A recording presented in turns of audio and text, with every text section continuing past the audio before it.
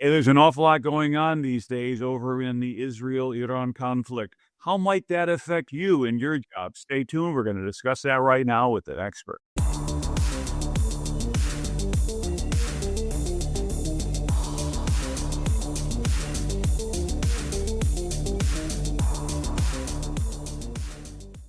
Hello and welcome to another episode of CISO Tradecraft, the podcast that provides you with the information, knowledge, and wisdom to be a more effective cybersecurity leader. My name is G. Mark Hardy. I'm your host for today, and we're going to take a look at what is essentially, it is the time of this recording, current events. I usually try to avoid current events so that we create evergreen episodes, but in this particular case, this could continue to affect us or some derivative of it for weeks and perhaps months and years to come, if not from the conflict we're facing right now, but in general. So I have on our call today Nate Case to discuss some of the issues with regard to cyber in the Israel-Iran conflict. Nate, welcome to the show. Hey, thank you very much, Jim Mark. How you doing today? I'm doing just great. Tell me a little bit about yourself and a little bit of background. This is really our first meeting here. I was just said It is. I'm on the show right now, so well, here you are. Well, and let's be clear. I got asked to do this 24 hours ago, so here we go.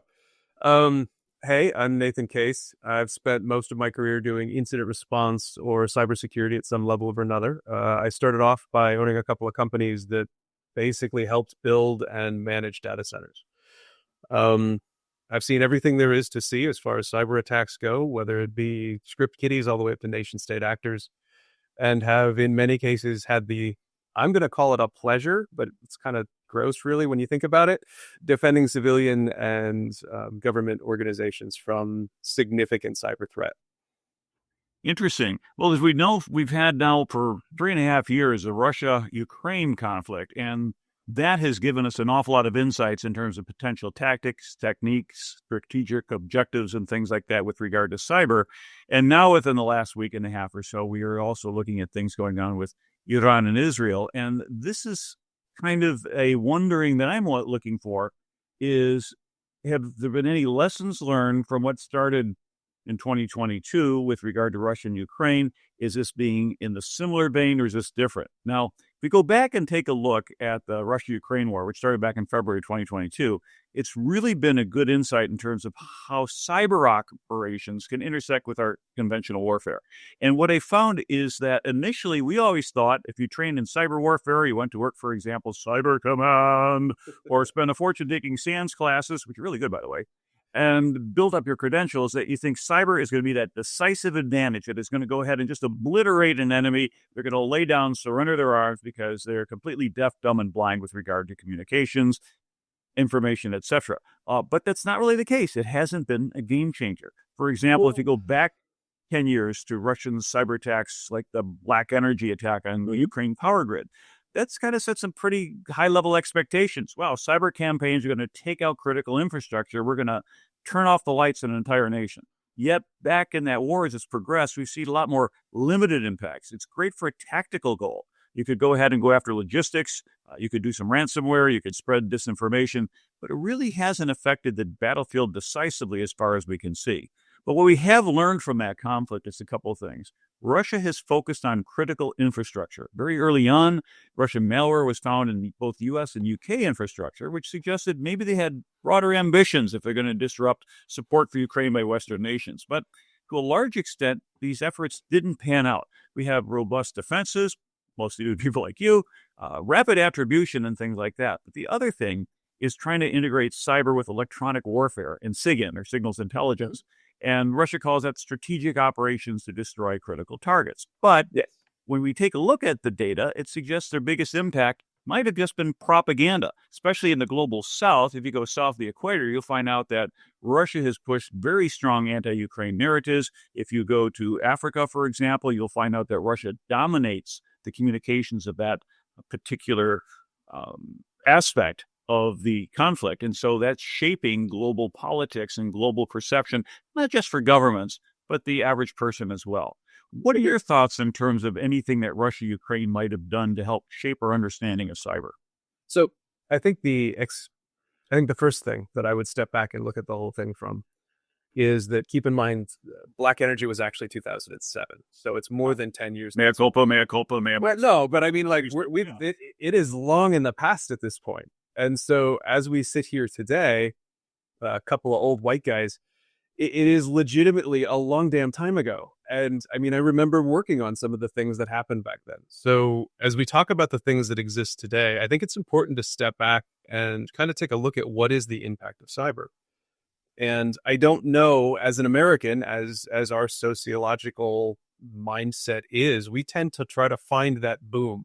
I want that crater. And if I see that crater, then I know how to respond to that crater in the future.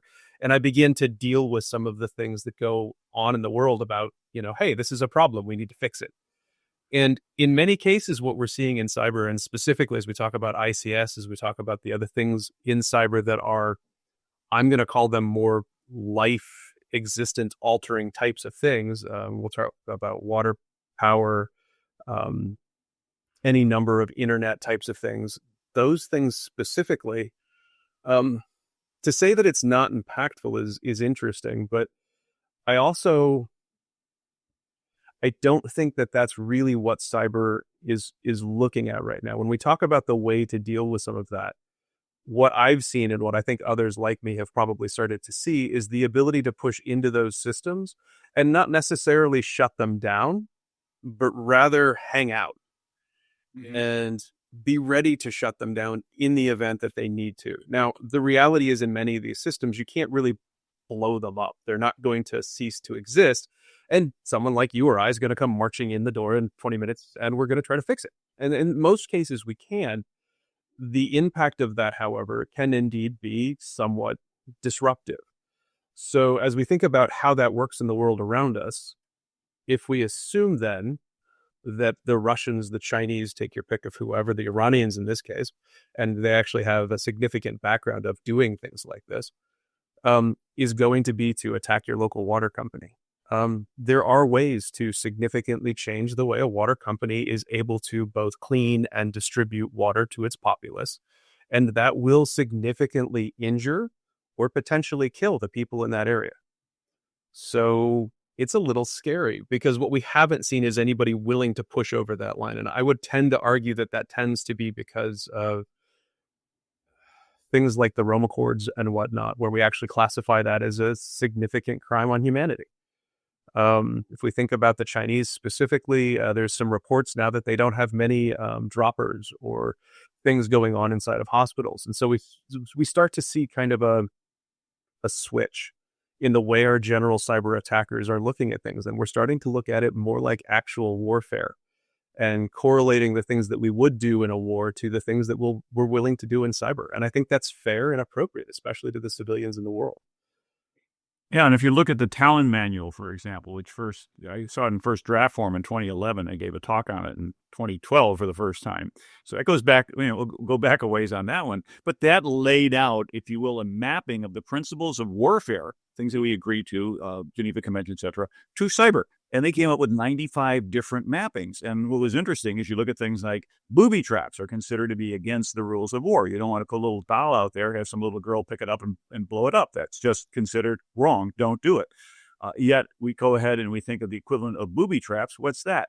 That's an attachment that you click it, open it up, and there's malware in it. Well, it was interesting is at the conclusion of my talk, I said, well, there's all these mappings and things like that. But as of that date, and I think it might still be true today, in spite of kind of the UN convention that was drafted this past year, there are no international agreements on cyber warfare. There's no treaties. There's nothing that said, hey, we agree that this is off limits.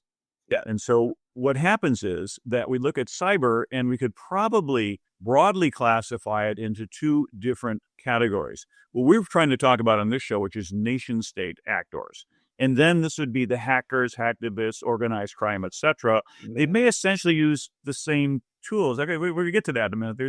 It's a Venn diagram, and they do. We'll get that. So let me lay out this premise, and we'll go from there. But for example, you might say gun violence in our cities is not caused by the U.S. Army walking around and shooting people. It's criminals walking around and robbing people, but they're still using the same instruments, firearms. Right.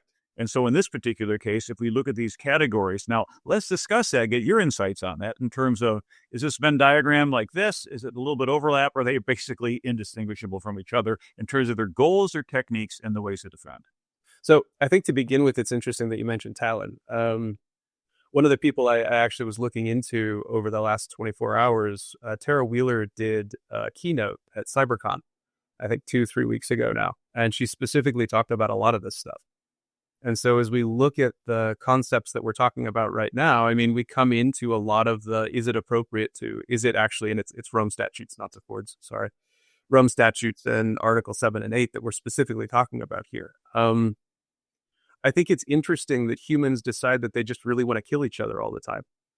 So as we look at this, do 7 and 8 really compare or align with the things that we, as frankly cyber attackers, we are a nation state, we live in the United States, sorry, we are as well a nation state, we're just somebody else's nation state. Mm. And as we think about that, what are we willing to do? Where are we willing to draw the line? Where are we willing to philosophically say this is a legitimate target of a nation state actor? By nation state actor, for those of you who don't know, we're talking about something like the United States, Russia, China, Iran, North Korea, South Korea. We are a nation that has specifically people trained and built to blow things up or kill people. And that's a military organization, no questions asked. And should they be attacking civilians? And to your point specifically, G-Mark, what is an appropriate target?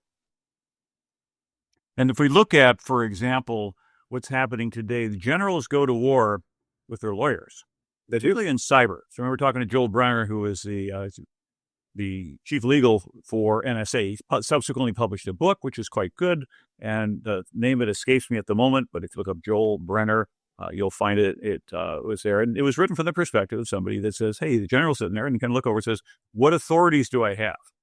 Can I do this under Title 10, Title 50?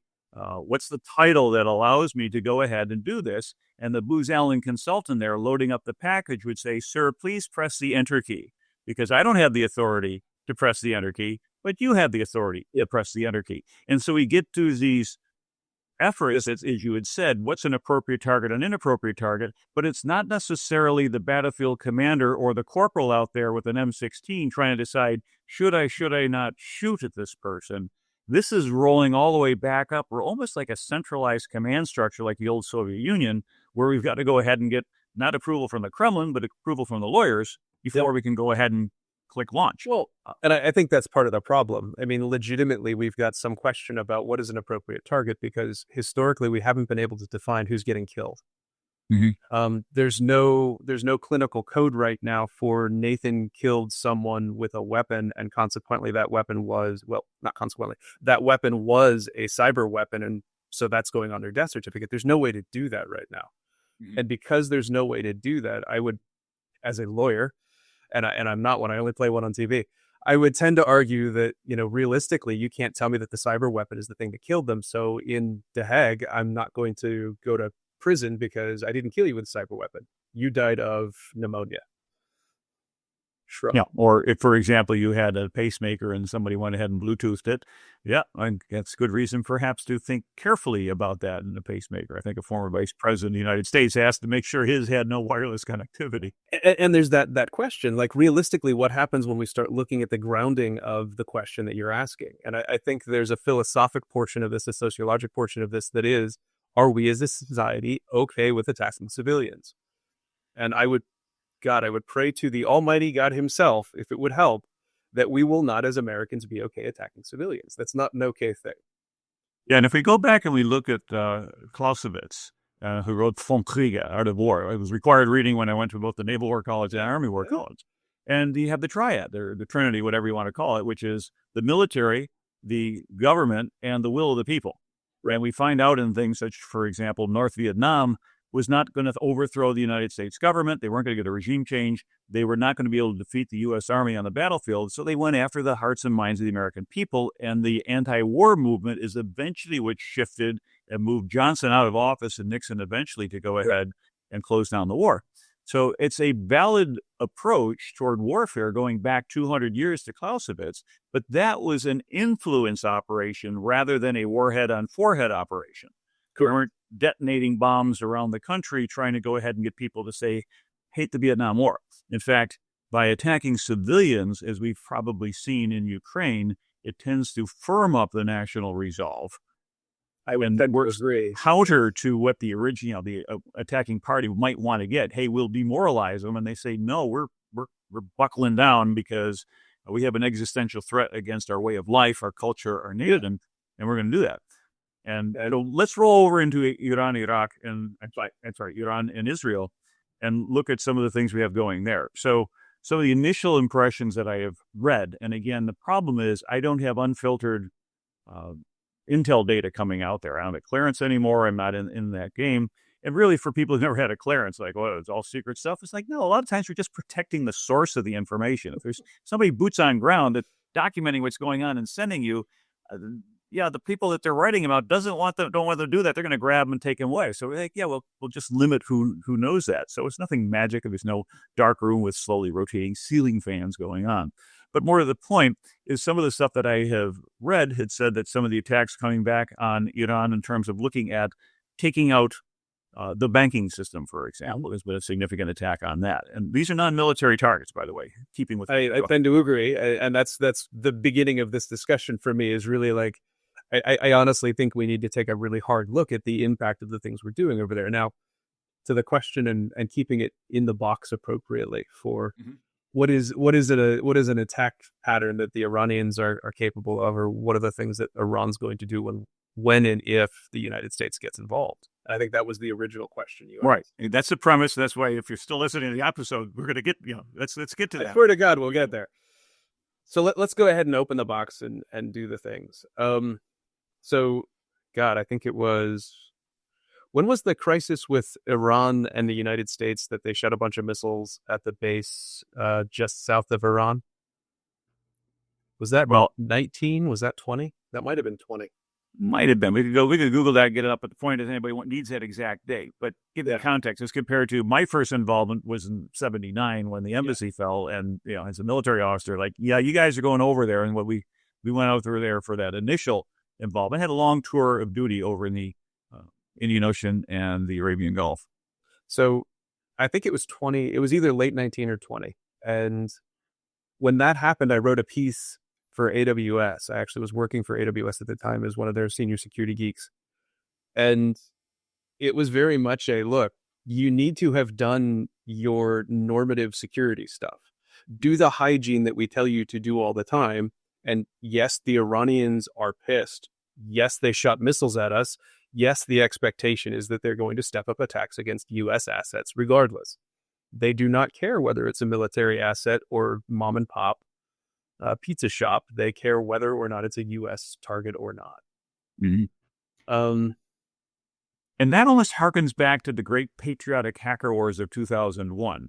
So for those, I'm going to go back to those old military history, but in April of 2001, there was an American EP-3 that ended up colliding with the Chinese J-8 off of Hainan Island. And they ended up like, we got to do an emergency landing. And he said, call up the Chinese Air Force Base. We're going to land on your runway. And they're like, no way you Americans are going to land here. And they just threw all the crypto gear up the side of the aircraft. And this 28-year-old commander saved his crew by putting them down there. Now, we got the people back pretty quickly. And interesting, in 2001, U.S. and Russia were kind of on a cooperation. So we did get the plane back, but it was a Russian aircraft that flew it back in pieces because the Chinese took it, we take it apart, take a look at it, and says, okay, we promise we give it back. We just didn't say we give it back in one piece. But what had happened subsequently over that summer is prior to that, in China, hacking was considered a capital offense. And not only would they execute you, but they'd bill your family for the cost of the bullet. Just the kind of the last little coup de grace at the end. Now, and they kind of relaxed that. And then, you're Chinese, you hack Americans, Americans, you hack Chinese. And that was 24 years ago, these great patriotic hacker wars, where we were going to head and say, hey, it's not a national effort, but we're kind of look the other way if somebody hacks that way. Are you seeing that then from a prospect perhaps of Iran, where it is not necessarily a coordinated nation-state activity that's sanctioned, but rather maybe looking the other way, saying all these independent groups, if you want to go ahead and go after the great Satan, have at it? All right. So I'm going to split that into two questions. Okay. One, are there hacker groups that are non-nation state hacker groups? Yes. Do they count right now? I'm going to argue no. Okay. The reality is that, honestly, at the beginning of Russia's assault into Ukraine, we saw a lot of change in the way that those groups work. And we saw them become very very polarized to a specific individual, in my opinion, the country that was actually paying them at the time, to a pseudo nation state actor. So in many ways at this point, are there hacker groups? Yeah, sure, absolutely. Do they have a very politically polarized view, and are they doing things that are? Yeah, they absolutely are. So do we have a dude trying to make $20 on the corner? Sure, but he's probably or she's probably working toward a specific nation state goal set. So are they a nation state actor? I'm not going to debate at this point. It's a hacker that's attacking you. Shrug. Off you go. Interesting. So as we start thinking about some of these things, and we like answer that second question, which is Iran really capable of? Do they have a reasonable nation state tool set effectively? I would argue that they do, and I would argue that it's not in Tehran, and it's not currently geolocated for all intents and purposes in Iran at all. They're very smart and very good at what they do, and consequently are scattered across the globe using all sorts of different things that they have and have the ability to use whenever they want to use it. We as Americans tend to be very much a border-centric sort of a populace.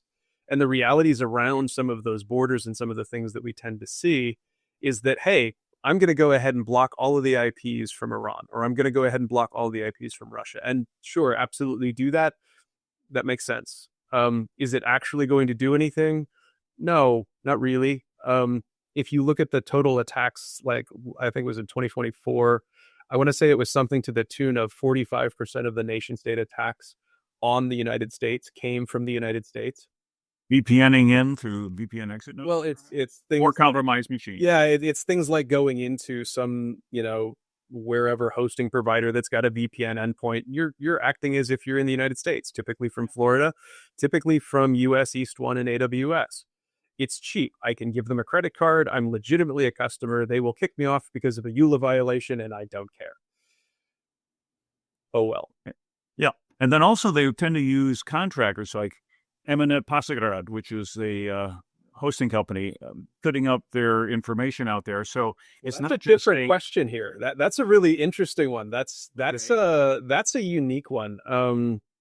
So is that a U.S. asset? Yes, that is technically a U.S. asset. Is it giving succor and aid to an Iranian attack team? Yes, it is. Is that now actually an enemy of the state on U.S. soil? And that's one of those things where I shrug and go, Posse Comitatus is a thing. I have no idea how to deal with this. Yeah, and you take a look at that, and then, of course, you have the concept of a fifth column, which is something internal, which is supporting an external. Maybe it's better classified into there. But, yeah, the Posse Comitatus Act, for those aren't familiar with, was developed, go back about 150 years, where it basically prohibits the U.S. military from doing essentially law enforcement activities in the United States. It's basically to keep the Army where it belongs as compared to the Army to keep the police. The police. And then you have the stuff we've been looking at recently, which I'm not going to get into because we don't do politics here. But the idea is that ends up being the legal barrier. And there are situations that say, okay, fine, insurrection, rebellion, etc. But that's to the side, and that's right now. We're not talking about that. We're talking about what happens when we have effectively a foreign agent, a foreign power, in this case the Iranians, buy a building downtown, put a bunch of servers in it, and use that as an attack jump on. I mean, does that then become that's an FBI cyber target? I was going to say that's an FBI problem, and so now we've got to do. Yeah, we've got to do all of the coordination between all of the teams, and everybody has to know what's going on, and that's great. And there's a whole bunch of things that are currently going on in the world around us right now to try to figure out how to deal with that more efficiently. Life. Yeah, it's interesting. Now, also, Israel has some significant cyber capabilities. Israel does have some significant cyber. We should talk about those as well. And there's some people, if you go back and look at Stalin, hold your enemies close, hold your friends close, your enemies closer, with respect to anybody who recognizes or needs to recognize some significant capabilities that come out of that nation. And many of them get commercialized. These folks work at 8200, start their businesses, and some of them grow very well. But they have an organic capability that seems to be quite powerful. I mean, you take a look at the opening salvo that took place against Iran, where pretty much their defenses and everything got shut down. And if there's a result, boom, in you go. So in a way, it's a little bit like using a Star Trek analogy. I can lower the shields of my opponent. I was going to say put phasers at them. By the time they figure it out, yeah, you can hit. This is the cyber attack that we talked about to begin with, right? This is the cyber effect of the thing that we had talked about. And that's a great example of what happens when you have a coordinated cyber attack with a coordinated physical attack. We have an actual kinetic outcome of a physical attack, of a cyber attack. And so I mean, like whenever you have a country who's literally always at war because somebody's trying to attack them, I'm not making a political statement, but legitimately they're there and they exist, and consequently because they exist, they're trying really, really hard to continue to exist. And they are damn good. 8200 is damn good at doing cyber. And if you think about it, does that represent a potential future strategic goal for other nation states? For example, God, I the hope United not. States.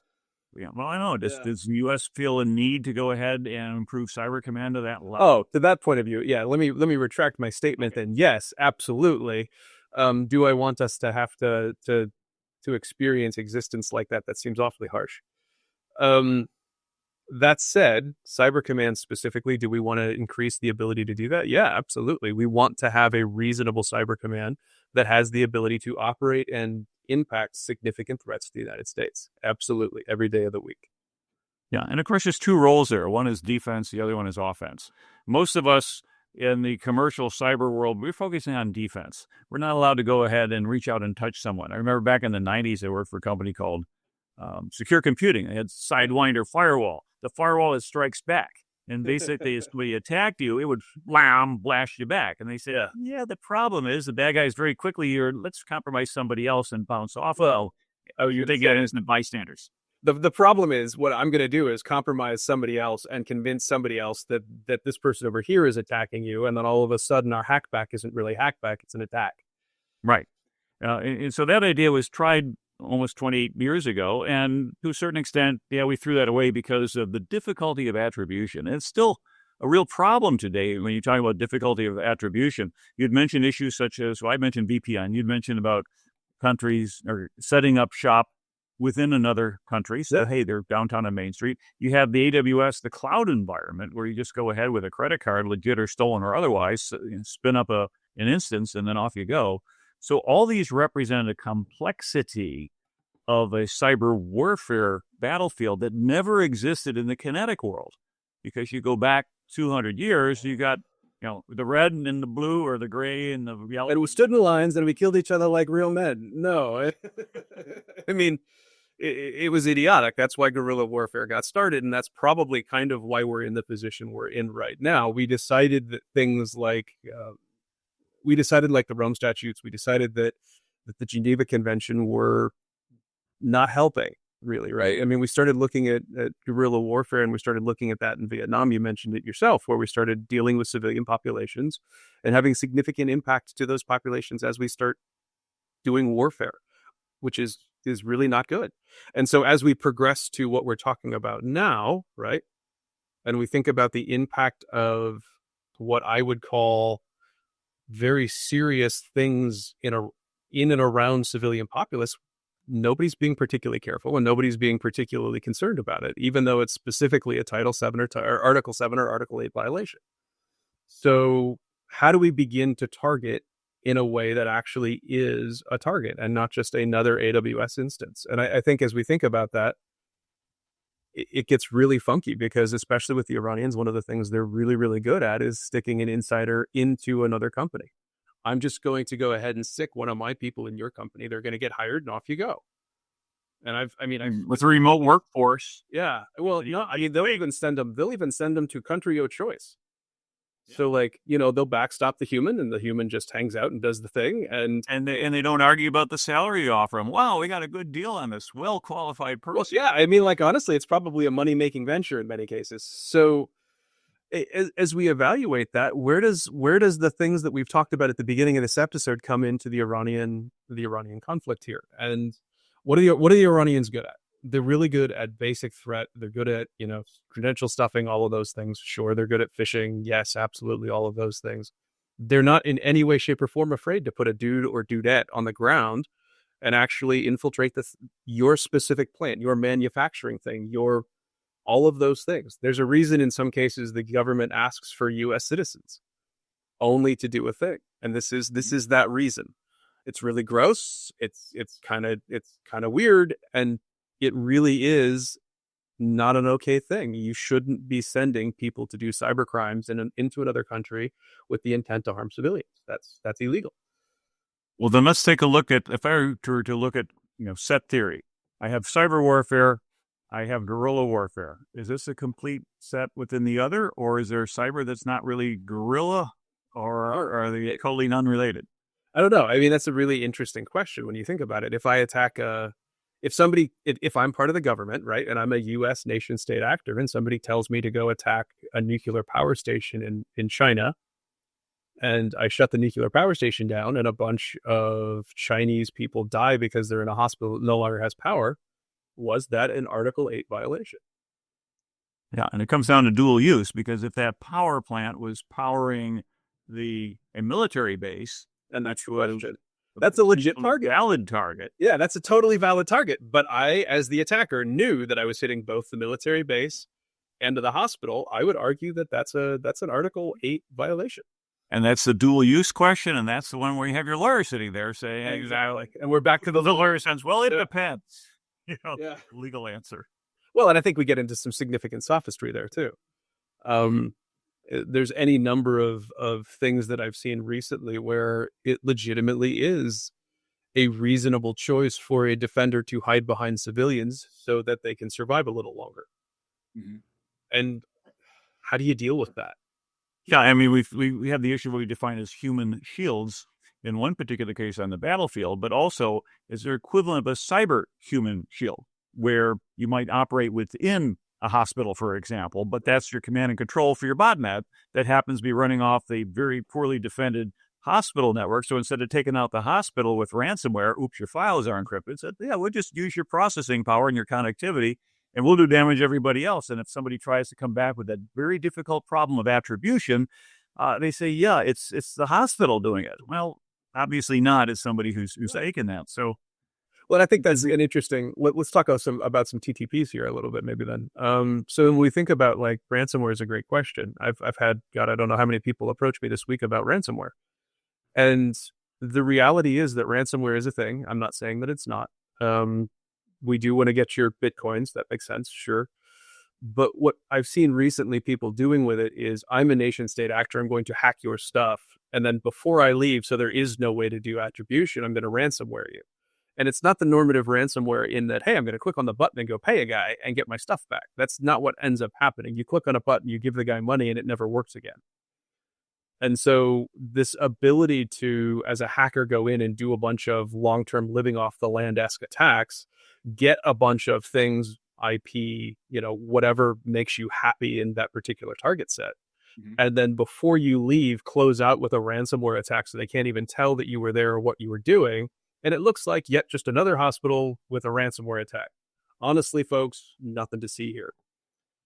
Yeah, well, even NotPetya masqueraded as a ransomware attack. We realized very quickly when you look at it, wait a minute, everybody got the same Bitcoin address to make the payment. There's no way for them to sort it out. Therefore, this must be a false flag operation. Because I first thought, there's going to be a bullet administered in Moscow because there's sort of a honor among thieves. If you're in the ransomware network, always give the files back when they pay the ransom. Why? Because everybody will keep paying the ransom. Yeah. As soon as somebody breaks that little omerta code, then who knows? People are going to do, hey, it's cheaper to take a risk. We're not going to go ahead. If there's a 10% chance of getting your files back, but there's a 90% chance of getting your files back, well, roll the dice and write the check. Was it Coinbase's CEO recently, after they had gotten ransomware, that went online and basically said, look, you guys asked me for $20 million.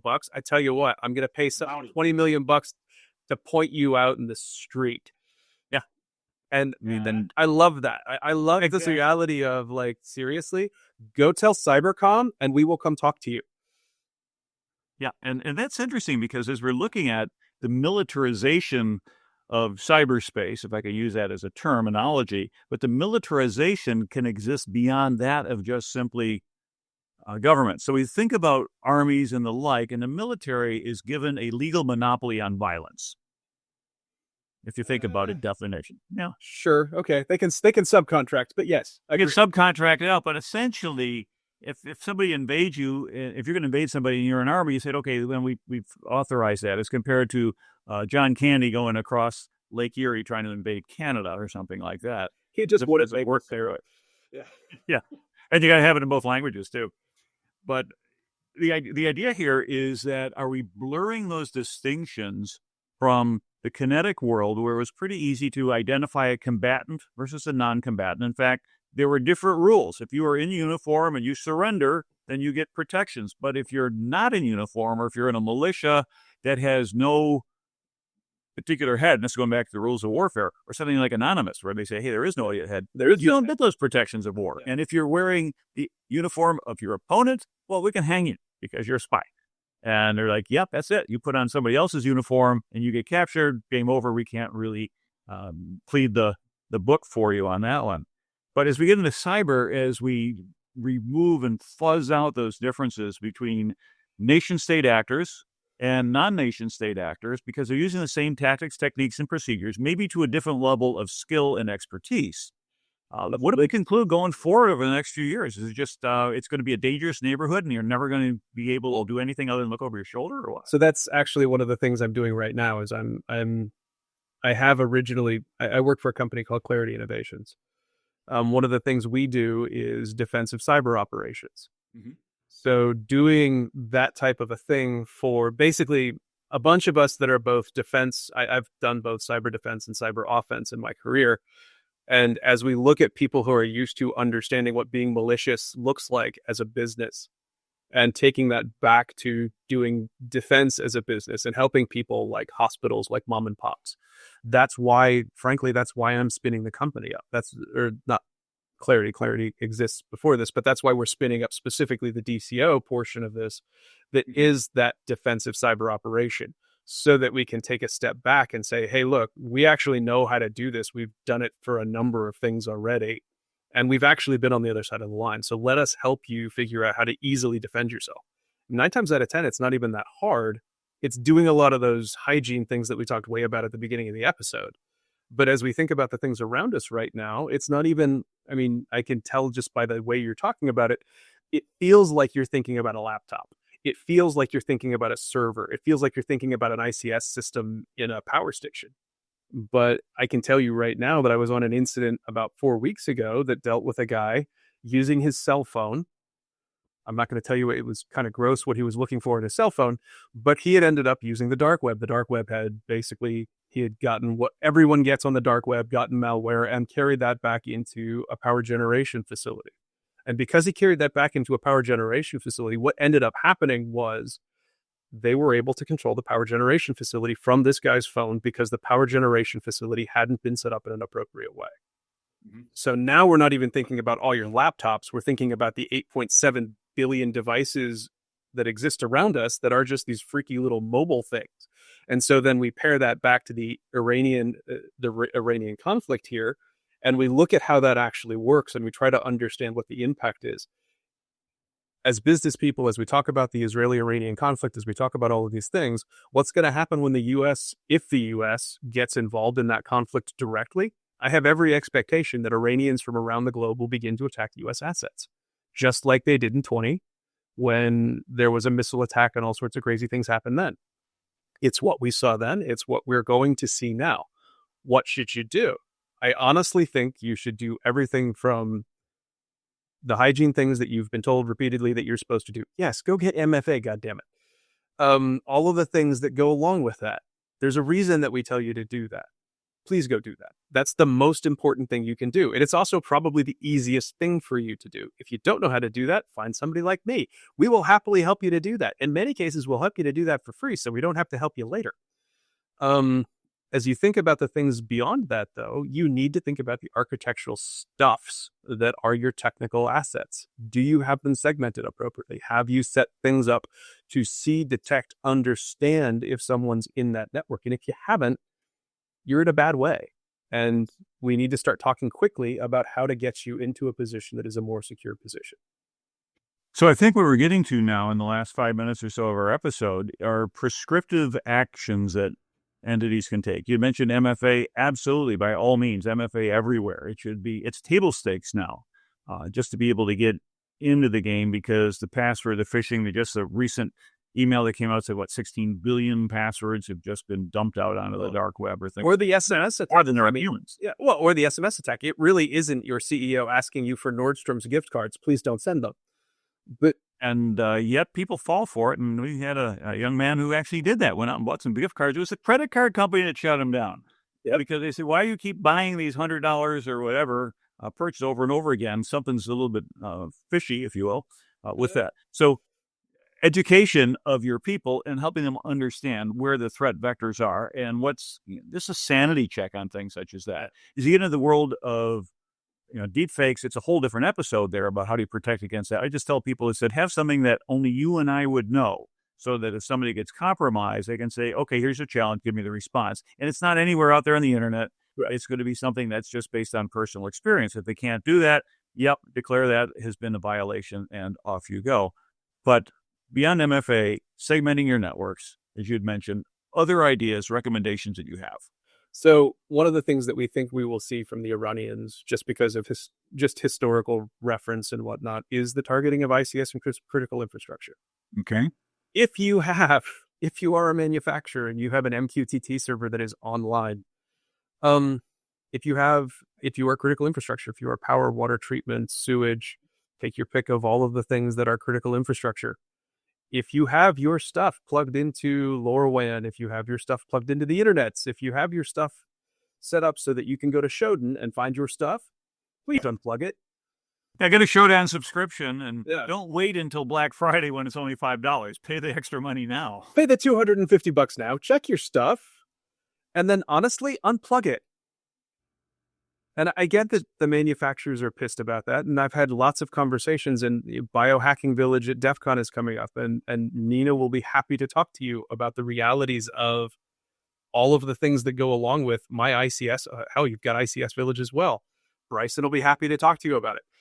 Unplug your stuff.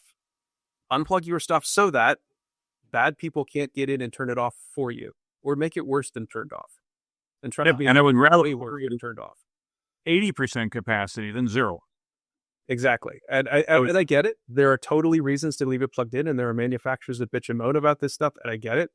There's a moment to literally have a discussion with your manufacturer of, this isn't okay. Yeah. And so being able to do that, taking advantage of, using some of the standards that are out there, whether it's the Australian 8 or the critical controls, the 18 that we have remaining, some sort of framework. If you're in the DoD, the DIB, the Defense Industrial Base, 800-171 gives you an awful, you're going to have to comply with that. But I was going to say that is kind of table stakes, but yes. Yeah, exactly. So there's a lot out there. You're not left on your own to defend it, but recognize that it is a hazardous environment. It's already gone high order in at least 4 different nation states. Yeah. Quite possible that it could come ashore out for reasons that are above our pay grade, so to speak. But it doesn't hurt to be prepared. Just like if you live in Florida, don't wait till the hurricane is said, hey, it's 2 days out before you decide to go down to Lowe's and buy some plywood. It's all gone. Yeah, make sure you plan ahead and things like that. So final words before we wrap up. I think the last one to talk about is supply chain attacks. Honestly, as we think about the things the easy ways to get into things, Datadog did an excellent job of evaluating different libraries that had been pwned, that get included in all sorts of other software. There's lots of things out there like that. I get that it's a pain in the butt. I get that doing software security is not everybody's first thing. There's a number of folks that do really good work in this. All of that said, supply chain is probably the hardest thing for us to evaluate long term. Not going to deny that. It needs to be a program. You need to actually pay for it. It needs to be on your budget line. Do MFA first. Do things like evaluation of your ICS systems. Do an evaluation of your internal people. Figure out where your internal threats are actually coming from, if you have them, all of the things. I'm not looking for a witch hunt here. I'm not looking to play, any of the scary things here. But I am going to point out that you need to understand who your people are and what they're doing. Talk to them. Figure it out. It's not hard. It doesn't need to be crazy, but it does need to be thought through. And then finally, software supply chain stuff does need to be evaluated. You need to understand what's going on like that. ChainGuard's really good. Datadog's really good. There's a lot of companies out there that do really amazing work that you should probably look into. And that sounds like a really great way to wrap up the show. So, Nate Case, thank you very much for being part of CISO Tradecraft. For our watchers and listeners, if you're not subscribing, please do so. Give us a 5-star or thumbs up if you can to make sure that other people can find us a little bit easier. And don't forget, we have a Substack newsletter as well if you'd like to see this in print form. This is your host, G. Mark Hardy. Thank you for being part of our show. Thank you again, Nate, for being part of our show as well. And until next time, stay safe out there.